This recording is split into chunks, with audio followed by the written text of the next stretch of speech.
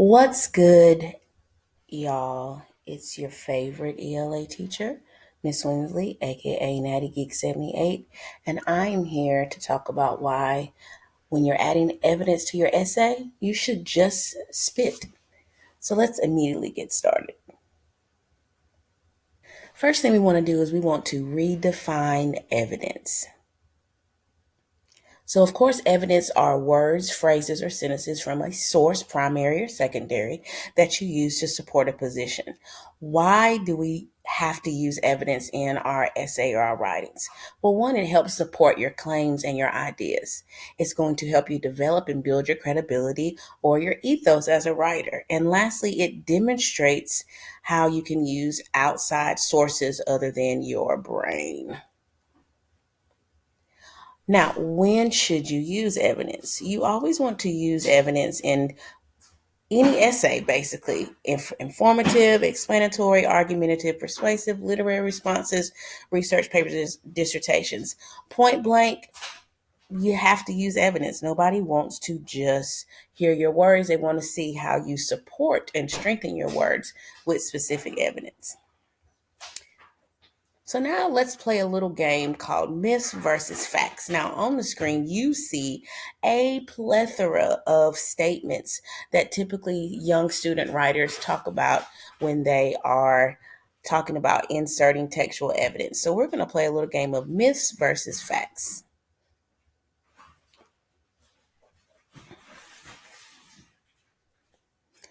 So let's look at this first statement. I can use textual evidence to define things. That is a fact. Why? Because clear and relevant evidence helps clarify complex concepts. Let's look at another one. Adding textual evidence in your thesis or position is okay. That is a myth. Your thesis should be your original claim. It should not have any primary or secondary sources in it at all. The evidence I use does not need to necessarily support my position or claim. That's a myth, guys. Irrelevant evidence can confuse the reader and weaken your arguments. So always it has to support.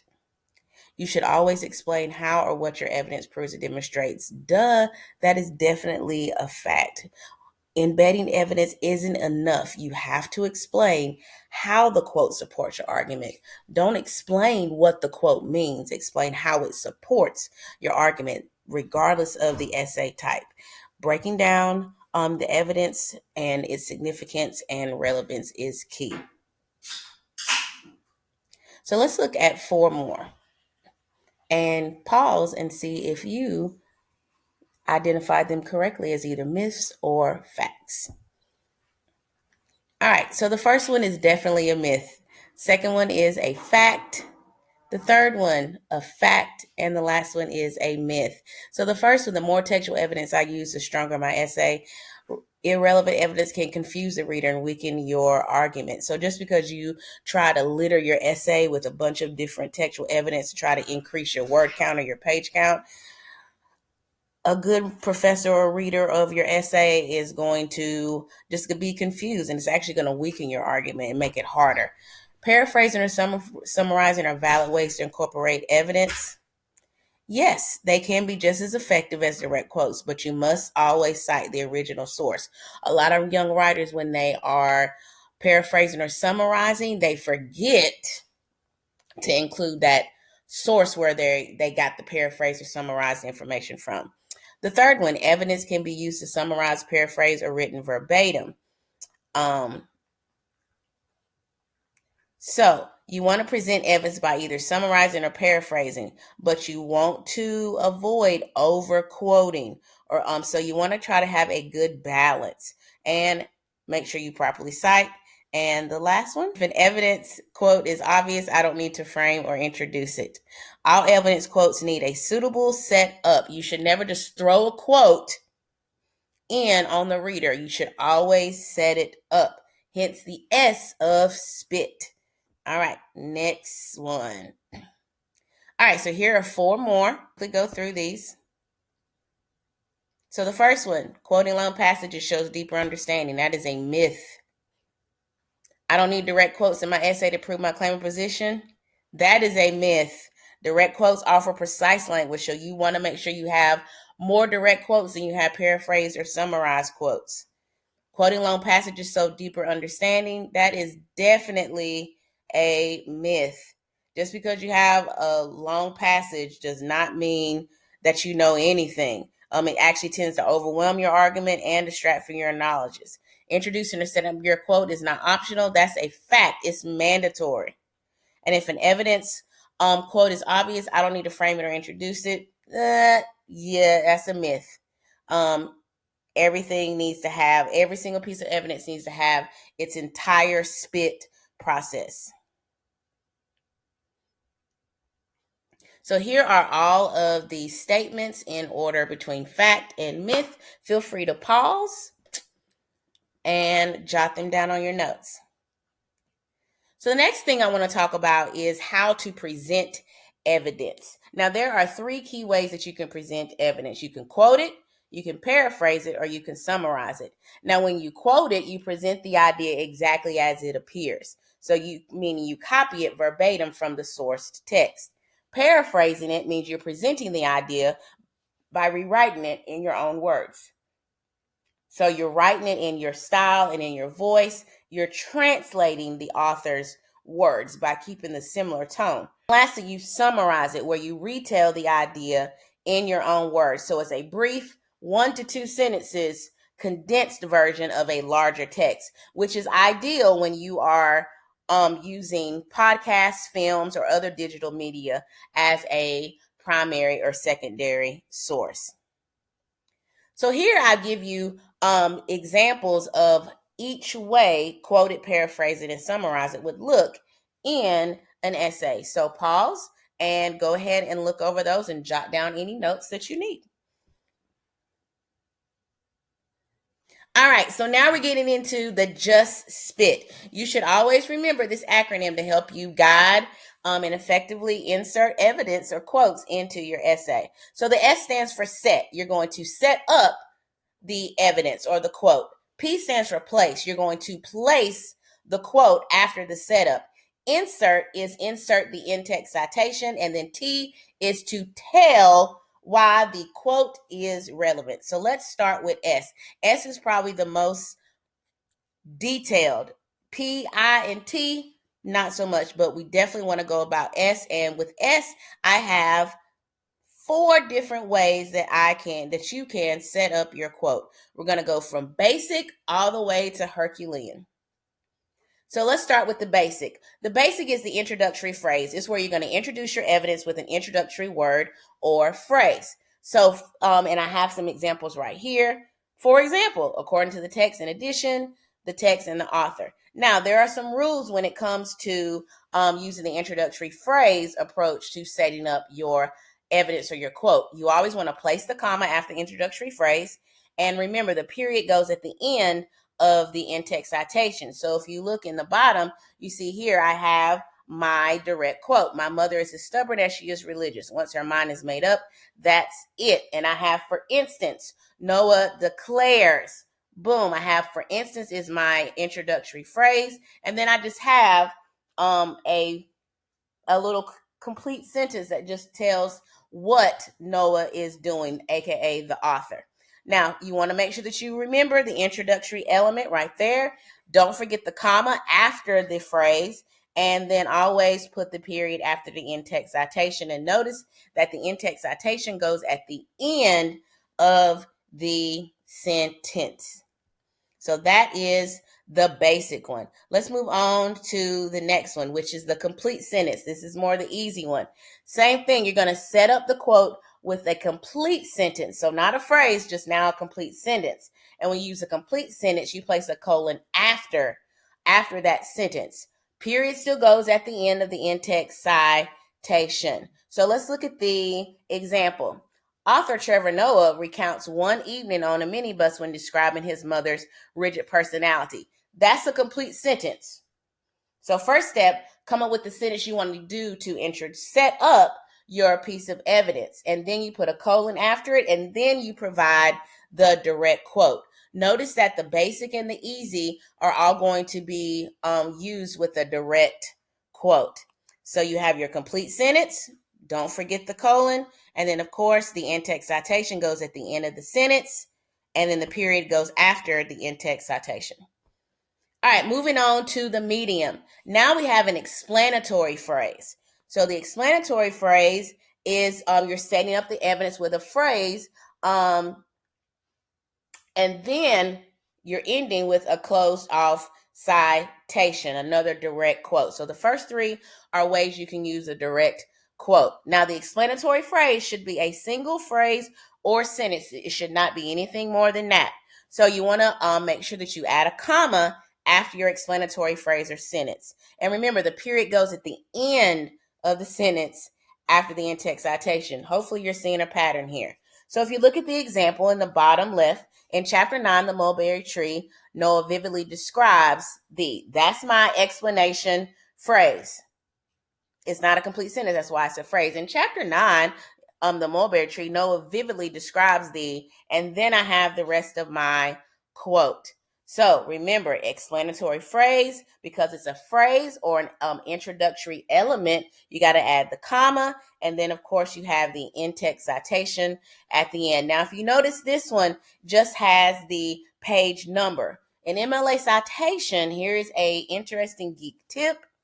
When you already list the location and the author of the text in the explanatory phrase, you do not have to put the author's last name in the in-text citation because you've already given the reader that information. So now we're moving on where we're shifting from direct quotes, where we're now beginning to paraphrase or summarize. So we're in the middle. So this is a demanding one. So this is what I like to call the paraquote. So with the paraquote, there are three different parts. You got to identify the evidence, as you can see here. Next, choose the part that you want to paraphrase, and then choose the part you want to direct quote. So I have this one quote, my chosen evidence, and I need to decide which part I want to paraphrase, which part I want to use as my direct quote. Next, you want to combine the phrase, line, and quote together. Then remember, the period goes at the end after the in-text citation. So at the age of 9, I was 9 years old when my mother threw me out of a moving car. That's my evidence. At the age of 9, author Trevor Noah recalls the time his mother threw me out of a moving car. So I paraphrased, I was 9 years old when my mother, put it in my own words, my style and my voice, and then I had my direct quote. Paraquote is a great way where you can take a long quote or a semi-long quote, paraphrase some of it, and then use the direct quote for exactly what you want the reader to see. All right, so now we're getting to the Herculean. So I know I said 4, but this is a bonus one. The Herculean is a full summary. But the reason why it's Herculean is because young writers typically are not able to take a long quote and condense it into 2 sentences, which is what you need in an essay. So some rules. When you're doing a full summary of a piece of evidence, you should not copy the author's sentences. It must contain key academic words and phrases. Also, the in-text citation goes after the first sentence of the summarized quote. So you can see my chosen piece of evidence. As long, I cannot use that as a direct quote. So I need to find a way where I can sum that up without copying the author's sentences, because we know good and well copy and paste is not good. Don't do that.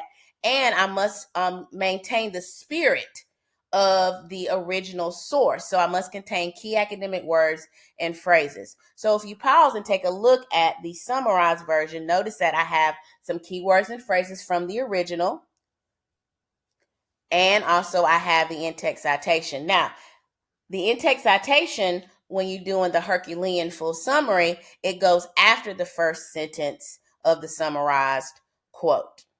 So, all right, so those are the different ways you can set up the quote. Like I said, the setup is the most important part. The P, the I, and the T of S.P.I.T are important, but not as important as the setup. So now let's replace. Here's some tips and advice. So when you're placing your evidence into your essay, use the natural flow of your own essay voice. The evidence should naturally flow with the writing. It shouldn't be like a jerk all of a sudden where you're stopping. So it's important also to balance your pieces of evidence. Make sure that you limit the number of summarized and paraphrased evidence. So there's 5 ways that you can set up a quote. So make sure you have a balance. Make sure you have more 1, 2, 3s, basic, easy, mediums than you do demanding and Herculean. And lastly, resist the temptation to begin your any paragraph with a quote, especially your introductory section of your essay. Just a rule of thumb. There's other ways that you can state the topic or lure the reader without using a quote. Some other things about placing your actual evidence. So, what if the evidence that you want to place ends in a question mark or exclamation point? The answer: include those ending marks within the quote, but you still have to use a period after the in-text citation. So here's one. What just happened? Who'd have thought a woman with 2 small children could run so fast? Bam, notice I have the question mark. So I keep the question mark for clarity, but my period still goes after the in-text citation. So when you're inserting, 2 key rules when placing your in-text citation. If an essay has 2 or more sources, include the author's last name in each citation for clarity. Now, the good part about this is if you're using Microsoft Word or Google Docs, as long as you properly put all of the citation information in, Google Docs and Microsoft Word will automatically do the in-text citation for you correctly, as long as you put the information in correctly. Now, if the essay uses only one source, then only use the page number. So, for example, if I was writing an essay on Trevor Noah's Born a Crime, that's the only source I'm using, then I just can put the page number. If I have multiple sources, then of course I have to put the author's last name or the name of the actual source. So that's all I have to say about insert. The last one and the most important one of S.P.I.T. If S is important, T is doubly important. T is the tell. You have to tell why the evidence supports your position. And this can be done in 2 to 3 sentences. So your first tell sentence is you provide the analysis that connects and supports the quote to your main point. So how does it connect to your position? The second sentence, or the second 2 to 3 sentences, is explain why that evidence is important and relevant to proving your point. So if you look in the bottom left-hand box, as you can see, I have my entire S.P.I.T. In red, I have my explanation. Noah chooses. So how does this connect to my point? Noah chooses keep mirror dependent picture of his mother's complex personality. So I'm explaining basically the meaning or behind the quote. And then I'm explaining why it's relevant or important. Now, you can always switch these up. Sometimes you can explain why it's important and relevant first, and then you can explain how it connects to your main point. So by highlighting just how stubborn she is, regardless of the situation or circumstances or location, Noah uses this key memory to paint a picture of his mother's complex personality. So you can always interchange it. So guys, that is S.P.I.T. That is how you add evidence or embed quotations into your essay. I hope this video helped you a little bit. Remember, if you have any questions, be sure to like, comment, and subscribe. If you have any questions, put it in the comment box. And as always, embrace your inner geek, and I'll see you on the next video. Peace.